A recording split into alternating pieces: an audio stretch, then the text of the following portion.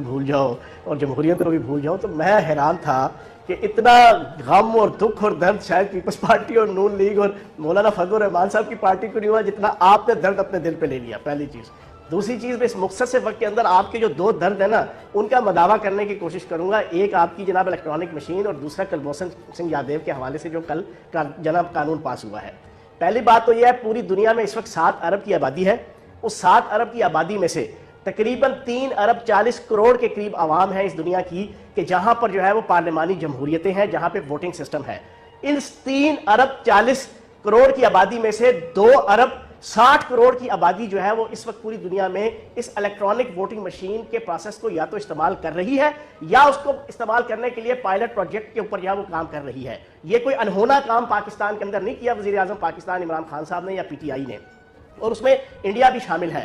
اور یہ جو ہو رہا ہے یہ صرف اور صرف اس وجہ سے کہ یہ جو ریگنگ ہوتی ہے, اور ابھی آپ نے 2 پارٹیوں کے نمائندوں کو لیا, ان کا تو عالم یہ ہے کہ پچھلے میں کم از کم اپنی 42 سال کی سیاسی زندگی کے اندر میں جانتا ہوں کہ ہر الیکشن کے اندر وہ عورت اور وہ مرد بھی الیکشن ڈالنے کے لیے لازمی آیا کرتے تھے جن کو مرے ہوئے اس دنیا سے 10 سال 15 سال 20 سال گزر چکے ہوتے تھے, لیکن وہ ووٹ پول کرنے آیا کرتے تھے. اور ان کے لواحقین دعائیں مانگتے ہیں کہ ہر سال الیکشن ہو, کم از کم ہمارا وہ بزرگ ہمیں ملے گا تو نہیں, کم از کم اپنی نمائندگی ادا کرنے کے لیے یہاں آیا ہوگا.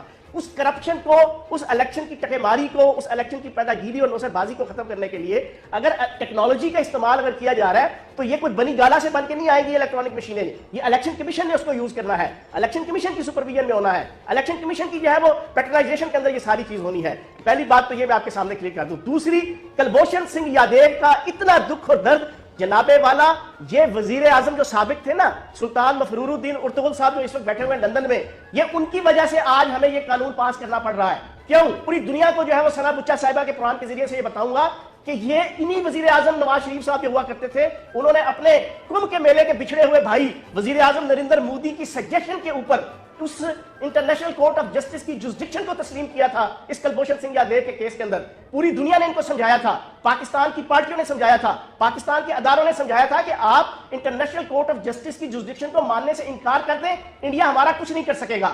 لیکن ان کی آپس کی انڈرسٹینڈنگ تھی اجیت دیو کے ذریعے سے, ان کی آپس کی انڈرسٹینڈنگ تھی جو ان کے جناب پیٹی بند بھائی تھے وہاں پر وہ سٹیل کے کاروبار کرنے والے, اور پھر اسی مودی کے ساتھ ایک انٹرنیشنل کانفرنس میں جو کونے میں بیٹھ کے کانا پھوسی کی تھی, اس کے نتیجے میں نواز شریف نے اس انٹرنیشنل کورٹ آف جسٹس کی جوسڈکشن کو تسلیم کیا کلبھوشن سنگھ یادیو کے کیس میں, جس کی وجہ سے آج ہم پابند ہیں کہ اس انٹرنیشنل کورٹ آف جسٹس کے فیصلے کے مطابق اس کو اپیل کا حق دیں. یہ ہمارا قصور نہیں ہے, یہ نواز شریف صاحب کا کیا ہوا, ہم اس کا کاٹ رہے ہیں. تو جناب یہ 2 چیزیں ہیں, اس کے اوپر آپ نے اتنا رونا رویا, اتنی پریشانی کا اظہار کیا. 80 لاکھ کی آبادی ہے, 80 لاکھ کا ووٹ ہے جو پاکستان کو 20 سے 22 ارب ڈالر کا فورن ریمیٹنس ہر مہینے. اچھا ٹھیک ہے جوان صاحب میرے پاس وقت ختم ہو گیا, بہت شکریہ, تھینک یو. آپ نے میرے دل کا درد سنا, بڑی مہربانی. آپ ہم تو خواہ مخواہ ہیں اس میں. Okay, thank you sir, thank you.